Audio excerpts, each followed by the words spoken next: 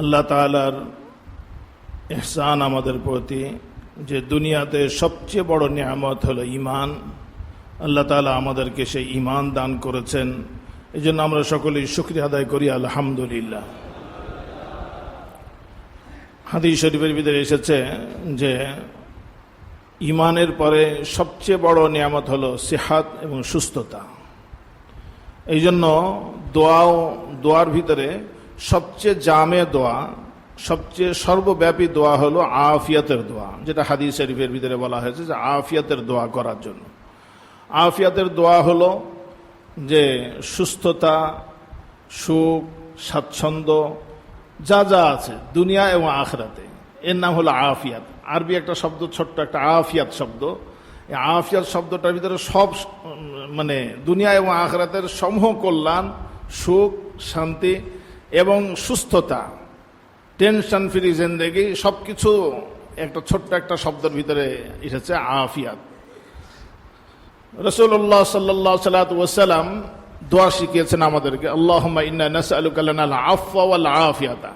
আল্লাহ ক্ষমা চাই, আফিয়াত চাই, আপনার কাছে ক্ষমা চাই, আফিয়াত চাই। আমি বাংলাও বলছি যেন যারা আরবি পড়তে পারেন না, অনেকে এরকম আছেন আরবি দোয়া, আসলে তো উচিত যে এই সমস্ত দোয়াগুলো আরবিও শেখা। কেননা সুখ শান্তি সকলেরই প্রয়োজন, সুস্থতা সকলেরই প্রয়োজন, কিন্তু সুখ শান্তি তো কোথাও ক্রয় করতে পাওয়া যায় না। পাওয়া যায় কোথাও ক্রয় করতে পাওয়া যায়? এটা তো একমাত্র এইগুলোর ভিতরে নিহিত রয়েছে। এগুলোর ভিতরে নিহিত রয়েছে যে আল্লাহ তাআলার কাছে চাওয়া এবং সুখের লাইনে চলা, সুখের লাইনে চলা এবং আল্লাহর কাছে চাওয়া, এই দুটো জিনিসের ভিতরে সুখ শান্তিটা নিহিত রয়েছে। রাসূলুল্লাহ সাল্লাল্লাহু আলাইহি ওয়াসাল্লাম ইরশাদ করেন যে এইভাবে তোমরা চাও আল্লাহর কাছে, আল্লাহুম্মা ইন্না নাসআলুকা লানাল আফওয়া ওয়াল আফিয়াতা।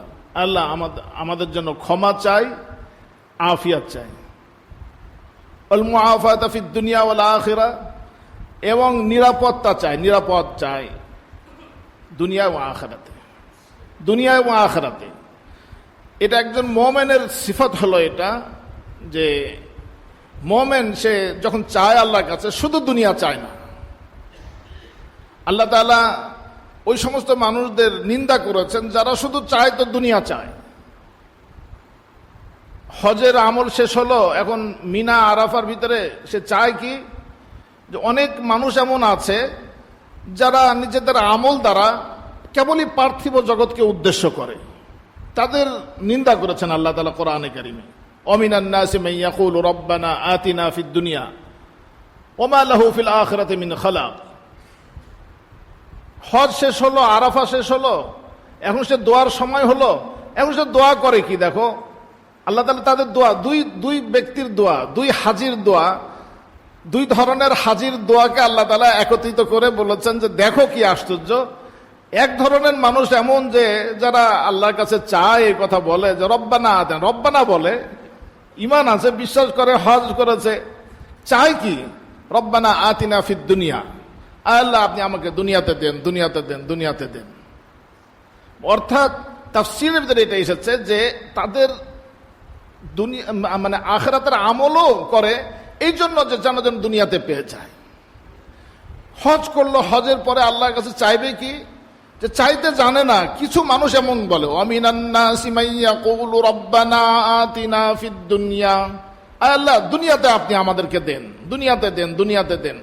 আল্লাহ তাআলা বলেন যেহেতু তারা মানে চাইতেও জানে না, কেবলই দুনিয়া চায়, আখিরাত চায় না, ওয়া মা লাহু ফিল আখিরাতি মিন খালাক, আল্লাহ তাআলা অসন্তুষ্ট হয়ে গেছেন, নারাজ হয়েছেন, বলছে যে আখিরাতে তাদের জন্য কিছুই দিব না আমি। আখিরাতে দুনিয়াতে দিবেন কিনা তা বলেননি, কিন্তু নারাজ হয়েছেন তো দুনিয়াতে আর কি দিবেন, আখিরাতে কিছু দিবেন না তাই বলেছেন। বলছে আখিরাতে কিছু দিবেন না, দুনিয়াতে দিবেন কি দিবেন না সেটা ব্যাপারে কিছুই বলেননি এই আয়াতে। অন্য আয়াতে বলেছেন আল্লাহ তাআলা যতটুকু চান, যাকে চান দিবেন, চাওয়া অনুযায়ী দিবেন না।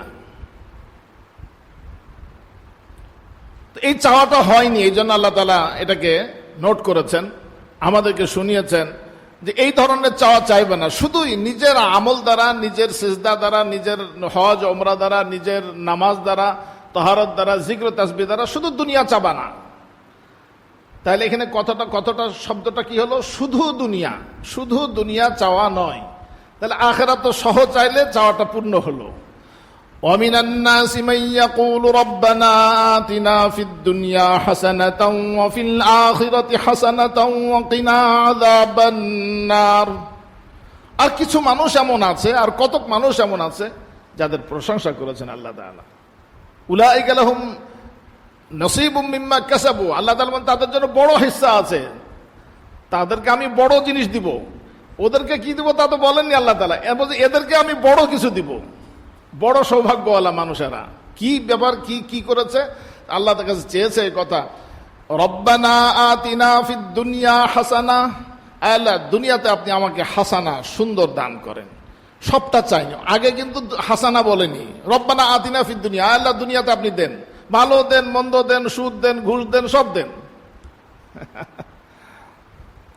সব দেন।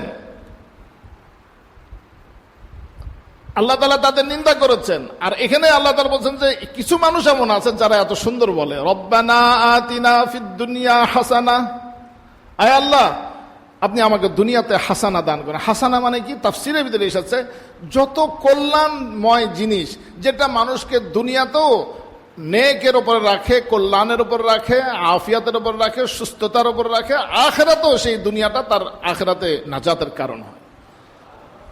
দুনিয়া একটা পরীক্ষার জায়গা। এই দুনিয়ায় কারো জাহান্নামের কারণ হবে, কারো জান্নাতের কারণ হবে। হাসানা হলো এমন দুনিয়া যে দুনিয়াটাও তার জন্য সুখকর, আবার এই দুনিয়াটাও তার জন্য জান্নাতের কারণ। তাকে হাসানা বলা হয় সংক্ষিপ্তভাবে। তাফসীরের পুরো এটা নির্যাস যদি বলা হয়, নির্যাস হলো এটা। হাসানা বলা হয় ওই দুনিয়াকে যে দুনিয়া তার জন্য দুনিয়াতেও সুখকর, দুনিয়াতেও সুখময়, দুনিয়াতেও আফিয়াতের জিন্দেগি, দুনিয়াতেও তার ইজ্জতের জিন্দেগি, আবার এই দুনিয়াটা তার আখিরাতের কারণ। এই দুনিয়াটা তার আখিরাতেরও নাজাতের কারণ, জান্নাতের কারণ হবে। সেটার নাম হলো হাসানা। ছোট্ট একটা কথা দেখেন, আমরা যা চাইতে পারি, অনেক সময় দেখেন যে সেজদার ভিতরে, নামাজের সেজদাতে আমরা দোয়া করতে চাই, কিন্তু আসলে আমরা তো আরবি দোয়া তো অনেকগুলো জানি না।